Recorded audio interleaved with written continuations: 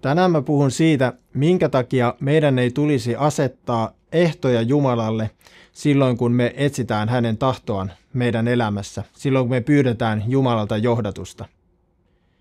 Oot ehkä kuullut, että meidän ei tulisi laskea villoja. Ja se tulee Tuomarien kirjan 6. luvusta, jossa Gideon 2 kertaa laittaa villat ulos ja odottaa sitä kautta Jumalan puhuvan hänelle. Jumala toki puhui hänelle, mutta nyt me eletään uuden liiton aikaa ja meillä on Pyhä Henki. Ja se, miten meidän tulee odottaa ensisijaisesti Jumalan johdattavan meitä, on tietysti hänen sanansa kautta, mutta myös meidän sisäisen äänen, sisäisen todistuksen ja suoraan Pyhän Hengen äänen kautta, niin että Pyhä Henki puhuu suoraan meidän henkeemme. Mä haluan nostaa muutamia asioita, minkä takia noita merkkejä ei tule etsiä. On tietysti totta, että Jumala voi tiettyjen merkkien kautta vahvistaa sitä, mitä hän on puhunut meille, mutta hän ensin puhuu meidän henkeemme ja sitä kautta mahdollisesti ulkoisten merkkien kautta vahvistaa sitä. Mutta se ei koskaan tulisi olla meidän ensisijainen tapa etsiä Jumalan tahtoa meidän elämässämme.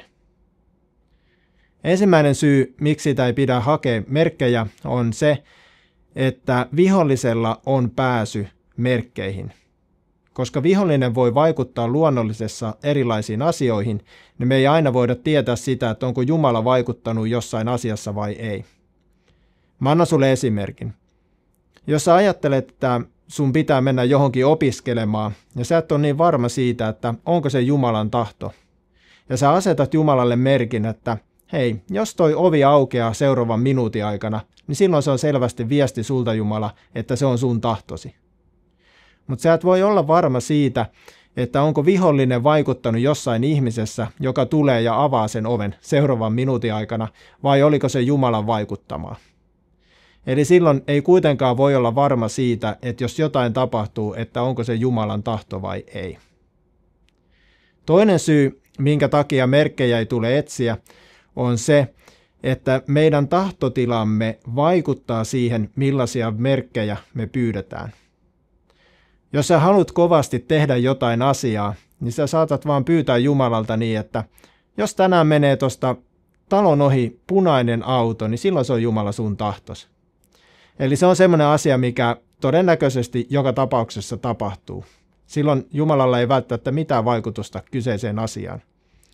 Tai sitten vastaavasti, jos sä et halua tehdä jotain asiaa, niin sä saatat pyytää jotain ihan älytöntä, että hei, jos tästä menee tuommoinen hanhiparvi ohi tänään, jota johtaa joutsen, niin silloin se on Jumala sun tahto, että mä teen jotain. Ja no okei, jos tämmöinen tapahtuisi, niin ehkä Jumala on siinä vaikuttanut, en tiedä, mutta koko pointin idea oli se, että meidän tahtotila vaikuttaa siihen, millaisia merkkejä me pyydetään, ja sitä kautta me ikään kuin meidän omien ehtojen mukaan halutaan saada Jumalan tahtoa näkyviin meidän elämässämme. Ja se ei toimi sillä tavalla. Siinä on myös riskinä se, että pyydetään uusia merkkejä aina, vaan uudestaan ja ne saattaa olla myös ristiriidassa keskenään, eikä me oikein tiedetä enää, että mihin pitäisi luottaa. Ja kolmas syy, minkä takia merkkejä ei tule etsiä meidän ensisijaisena johdatuksen välineenä tai tapana, on se, että ne merkit ei koskaan tuo meille rauhaa. Eli jos sä lähdet tekemään jotain asiaa, joka on hyvin haastava, koska Jumala pyytää usein meitä tekemään semmoisia asioita, johon tarvitaan paljon uskoa. Ja sitten kun tulee haasteita, niin meillä tarvii olla semmoinen niin kuin sisäinen rauha ja todistus siitä, että se on Jumalan tahto, että me tehdään jotain asiaa. Mutta jos sä oot pyytänyt vain jonkun merkin siihen, niin sillä vaikealla hetkellä sä et välttämättä tiedä, että oliko se todella Jumala, joka vaikutti sen merkin vai ei. Koska se merkki ei tuo sulle rauhaa siihen asiaan. Mutta silloin kun Jumala puhuu suoraan sun henkeen, niin sulla on rauha sun sisällä, rauha sun sydämessä. Ja sä tiedät, että vaikka mitä tulisi vastaan, niin sä vaan jatkat eteenpäin ja toteutat sitä, mikä on Jumalan tahto. Ja yhden asian mä haluan myös nostaa on se, että joskus saatetaan heittää Jumalalle niin kuin vastuu kaikista meidän päätöksistä. Että jos sä olisit menossa vaikka johonkin töihin ja ajattelet niin, että jos sä saat sen työpaikan, niin silloin se on Jumalan tahto, mutta jos et saa, niin silloin se ei vaan ole Jumalan tahto. Mutta silloin sä et ole kuunnellut yhtään, mikä on Jumalan tahto, vaan oot vaan heittänyt sen Jumalalle ja katsot, miten käy. Saattaa olla, että sä saisit sen työpaikan, mutta Jumala olisikin varannut sulle jotain muuta, mutta sä et koskaan saa sitä tietää, koska sä vaan menit oman pään mukaan, etkä tiennyt, mikä on Jumalan tahto. Eli me ei voida ulkoistaa meidän vastuuta ja meidän päätöksiä Jumalalle niistä asioista, mitä me tehdään. Sanottakoon kuitenkin se, että me eletään suhteessa Jumalaan. Jumala on kykenevä puhumaan merkkien kautta ja myöskin kykenevä estämään semmoisia asioita, joita hän haluaa, että me ei tehdä.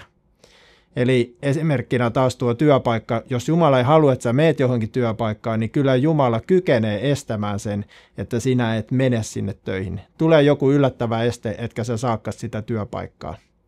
Jumala vaikuttaa meissä kyllä silloin, kun me ollaan hänen kanssa suhteessa.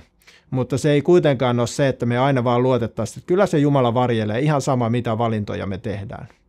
Vaan meidän tulee aina etsiä hänen tahtoaan, kuunnella, mitä hän haluaa puhua meille ja totella sitä, mitä hän tekee ja mitä hän pyytää.